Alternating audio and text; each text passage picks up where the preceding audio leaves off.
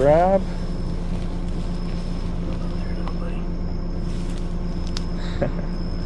Nice little 7-footer, 7-footer. 6 feet, yeah, it's real skinny. It's a male. Very cold to the touch.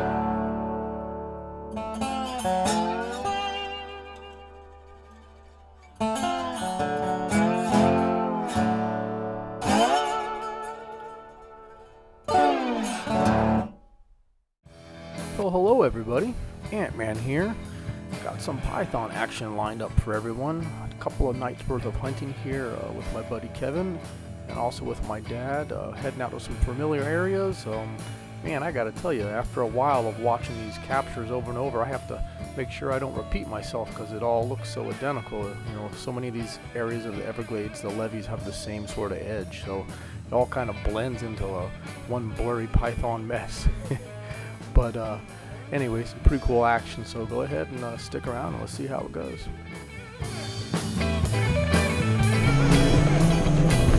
This little guy just coming out. Alright. Little one. But it's better than none. This little tyke is 5.5, maybe 6 feet long at best, but it's been a very, very, very slow evening, so I'll take whatever I can get with this little guy. Hopefully there'll be more, but this is the first one, so I'll go ahead now.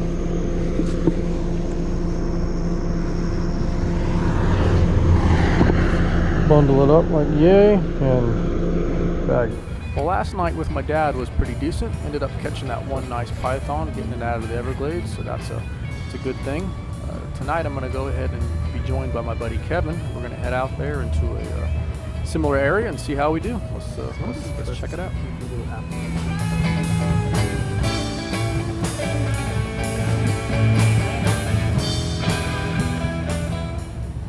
Little piece also. You want to eat with Freddie, your buddy? Freddie, your brother from another mother.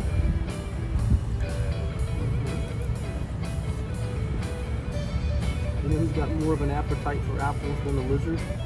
You do, you little chihuahua. Yeah. So tonight I'm out with my buddy Kevin Pavlidis, Mr. Snakeaholic, and we're driving one of our favorite levees, and what you see us doing here is shining down at the base. Generally, like I've mentioned many times, these pythons tend to travel right along the bottom there where the swamp meets the base of the levee. You can kind of spot them stretched out in the grass down there. Of course, you know, there's always the ones that come up on the shelf of the levee itself or even cross right in front of the vehicle, but most of the time they're down buried in the cocoa plum bushes or in the sawgrass right along the edge. So that's what we're doing here. We just drive along slowly and we shine with the light, looking to see if we can see any bit of scales, pattern, or something that just looks out of place. Don't let it bolt on you. Little one too. Got it.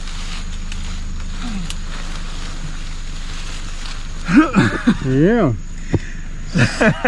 Not a bad eye, eh? Nope, cobra food. Wow, man. That was up in there. Yeah, that one was buried for sure. Wow. The only thing that's good about the small ones like that, they're really bright when you see them broadside. Oh, yeah, it's beautiful. Alright, so just had to crawl on my hands and knees. Not even, I was full prone position to get this little guy. This tiny little python, born this year, and it's already this big, getting close to 4 feet long. And we're only in November right now, so from July to November, this is how big these pythons get. Crazy how fast they put on size. This one was wedged way back under the cocoa plum. Just saw the tiniest little bit of pattern through there. Just looked a little bit out of place. Didn't look quite like these brown leaves that are laying on the ground. It looked a little bit different, and I could just tell that shine was probably something snaky. Sure enough, here it is. So I had to crawl all the way on my hands and knees, belly sliding up in there. Boom, grab the snake, pull it out. But that's been the norm lately, right there. Wow, look at that. That's awesome.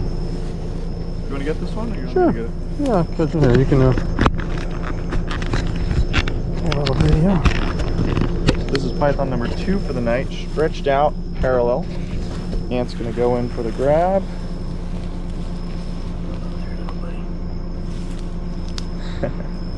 Nice little 7-footer, 7-footer. 6 feet. Yeah, it's real skinny. It's a male. Very cold to the touch, and as you can see, soaking wet. It's just come out of the water. Feel this thing. Water right here. It's chilly. Yeah, yeah. It's a cold snake.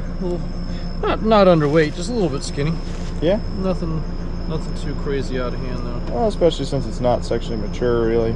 Me either. I'm not sexually mature. It's hemipene starting to poke out there. Get some big spurs for his size. Yeah.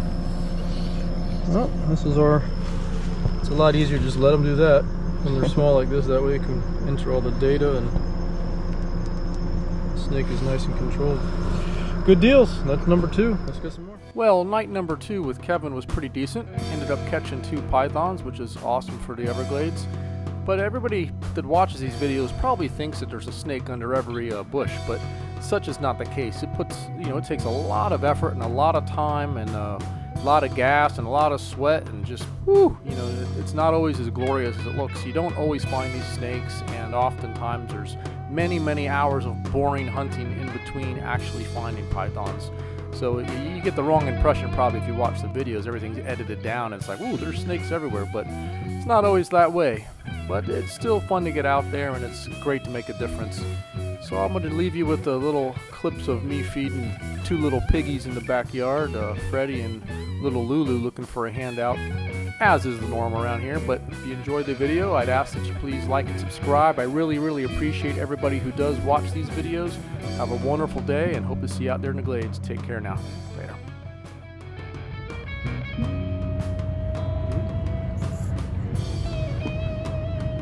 When are you going to learn to eat big pieces like Freddie does? Oh, she's got the little tidbits. Oh, little tidbits.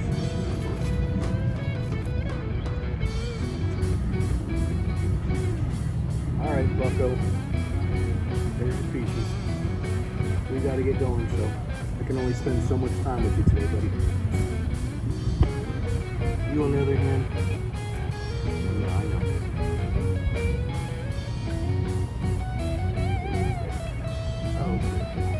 And you, this is your last piece. And I'm gonna give you a big piece. So I want you to think it's very special, okay? A special big piece for the big doggy. Oh yes, look at that. Okay, let's leave Freddie to have his apples before he gives you a whipping.